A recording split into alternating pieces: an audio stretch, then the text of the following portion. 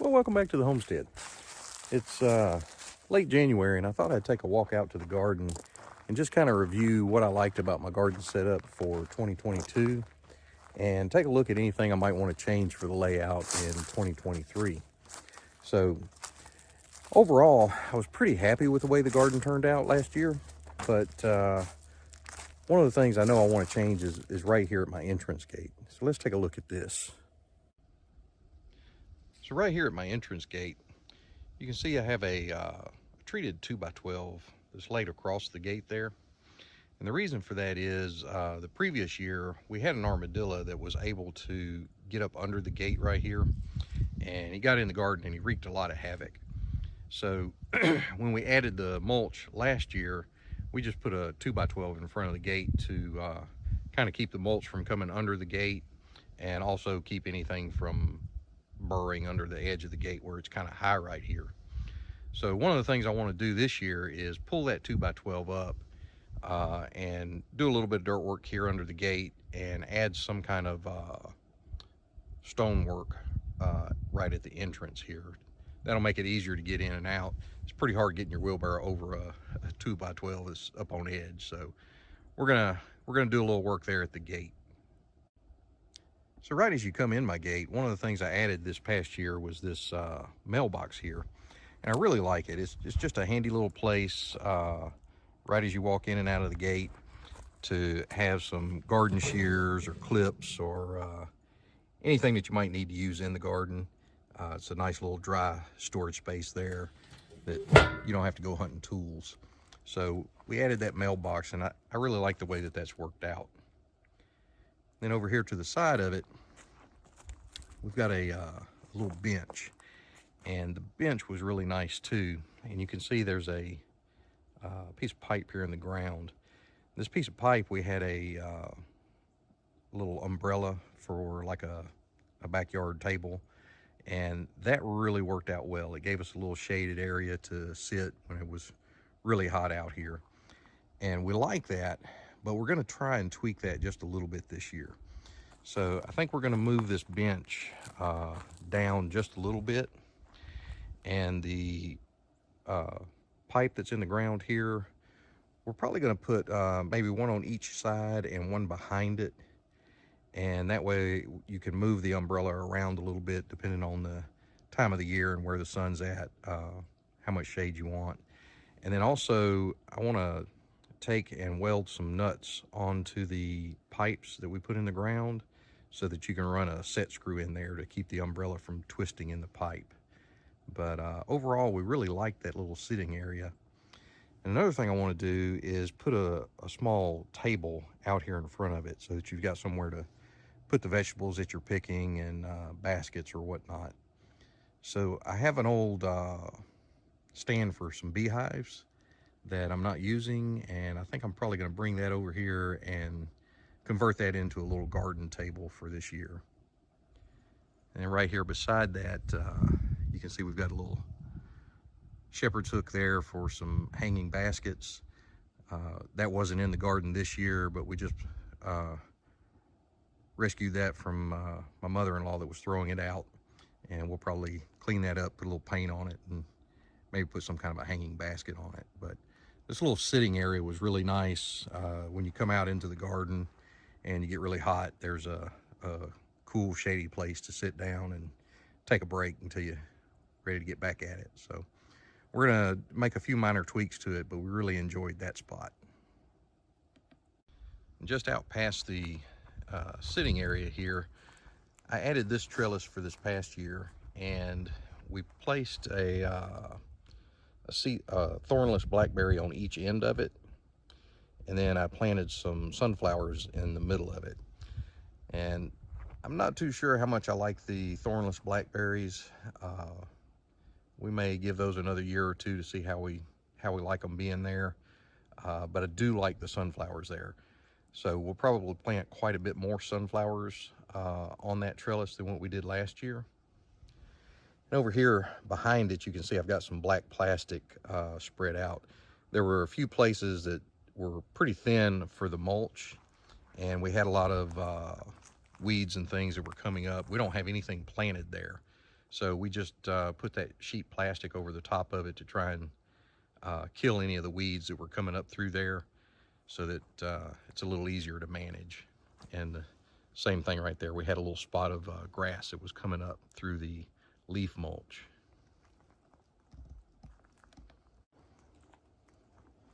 All right, so our garden in general is a back to Eden style garden, and you can see we've got a lot of wood chips on the ground. The entire garden has been covered in a layer of leaves and probably a foot or more of wood chips.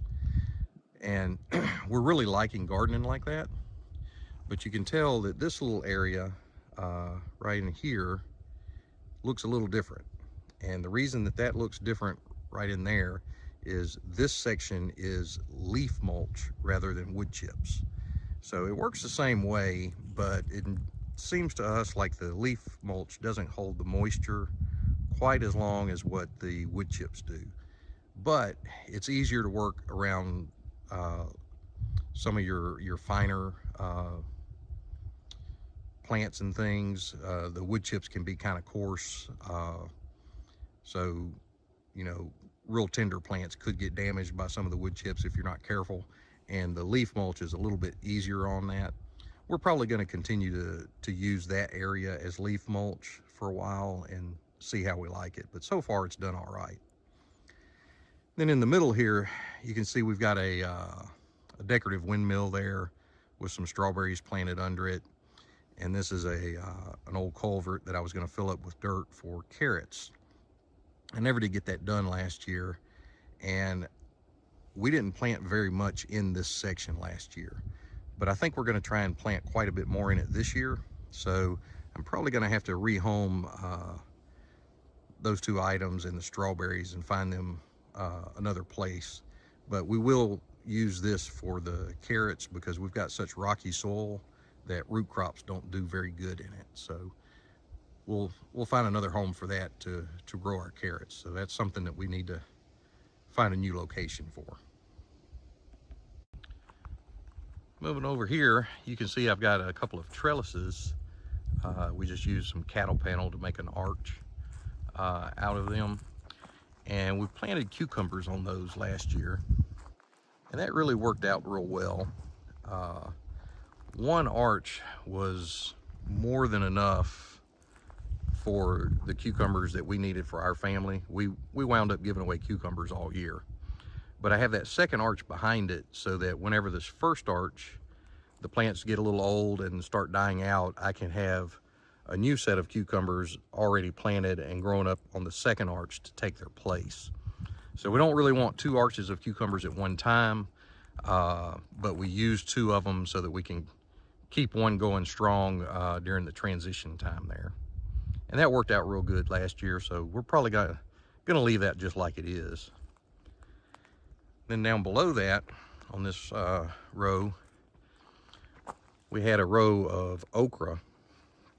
Now, the okra that we planted, I have forgotten the name of it, maybe Clemson, I'm not sure, but we weren't real happy with it. I think we're gonna switch over and probably try like a cowhorn okra this year. But the amount of okra that we had here on this row was a pretty good amount for us, and I think we'll maintain that amount for this year probably. And then over to the side, right here, we had a trellis of tomatoes. So this is just some T-post, and you can see the trellis starts maybe 16 inches or so off of the ground. So the plants have to grow up a little ways before you start trellising them. And then the top of the trellis here is just about 6 foot high. And you can see just a few of the tomatoes were getting up to the top of that and could have used a little bit more, but you can bend the tomato down and run it horizontal if you need to. So on this row and several of my rows that I'm doing half runner peas on, I think we're going to make a few changes. We're going to take the trellis that you see right here, and we're going to raise it up so that the top of the trellis is maybe a 1.5 or 2 foot above the top of the T-post. And then that's going to leave a pretty big space down here at the bottom. So what I'll do down here is I'll take another cattle panel and cut it in half lengthwise, and we'll attach the 2 foot cattle panel down to the bottom.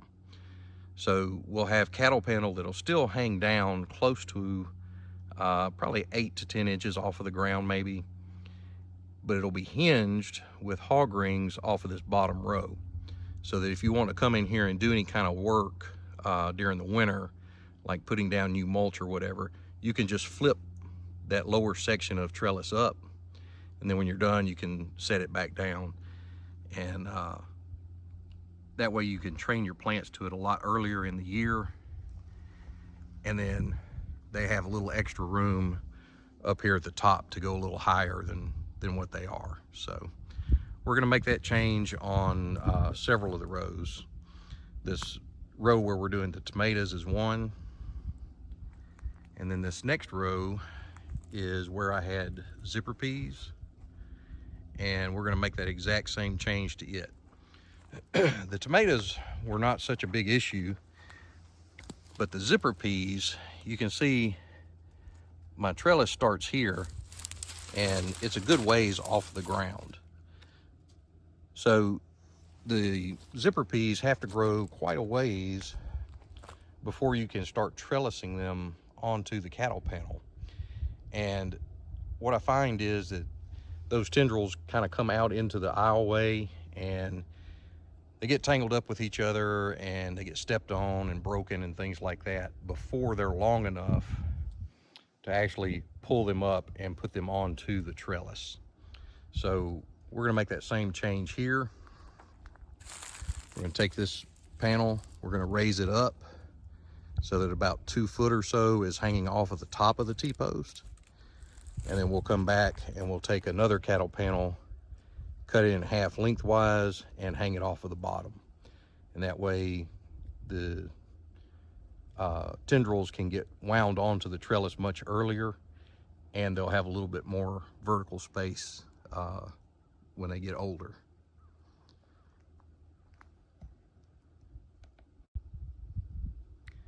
And this next row, we did arches all the way down it.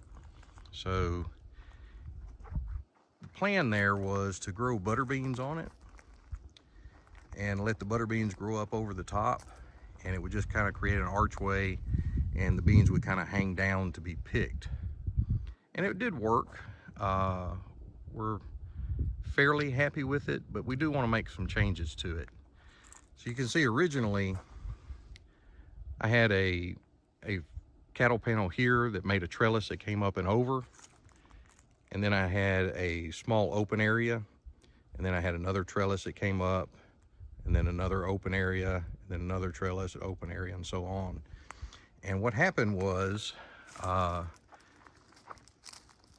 they grew in between the two trellises.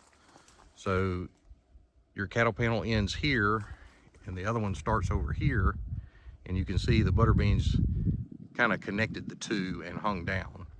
So in order to prevent that next year, I think what I'm going to do is come back and add a cattle panel between each of the ones that are already up, and that'll make a continuous cattle panel all the way down for the arch, so that we don't have the vines trying to hang down like this in between them. They'll just continue to go over the top. And another problem is there was too much vine for the trellises. So down here at the bottom, you can see when I planted these, I planted 2 beans every 6 inches, and I did not come back and thin those out. And I think that just puts too much vegetation on the arch.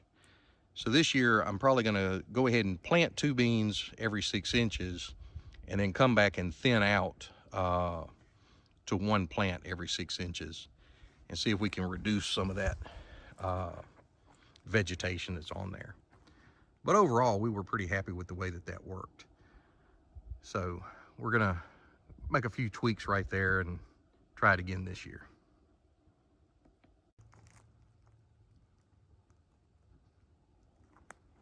Moving on down here to the next row, it was set up like the zipper peas on the other side of the butter beans, and this row was also zipper peas.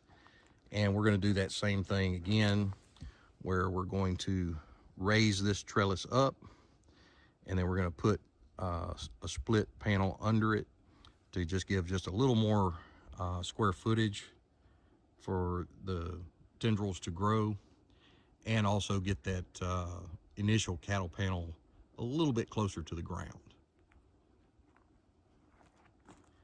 Then this next row, what I had on here was green beans on the first and second trellis. My son planted some gourds on the third trellis, and then the last 2 trellises were green beans.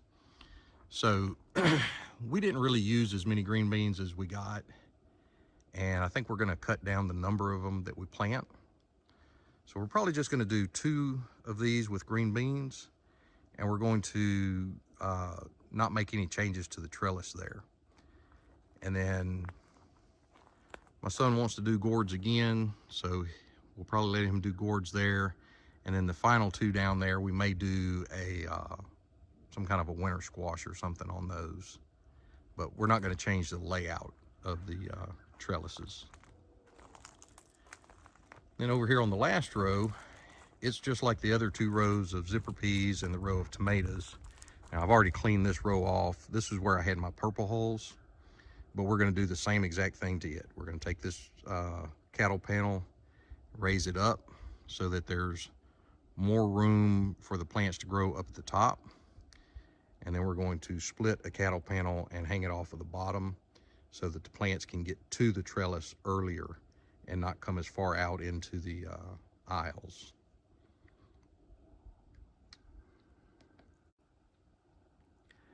So back here in the corner of the garden, I've got a grapevine, and it's been here for a couple of years, and it's living, but it's not thriving. So I think we're going to dig this up and transplant it to the front of the garden.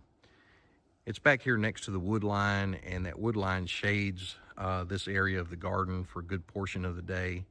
And I just don't think it's getting enough sunlight. So we're going to transplant that and move it over to the front of the garden where it can get full sun.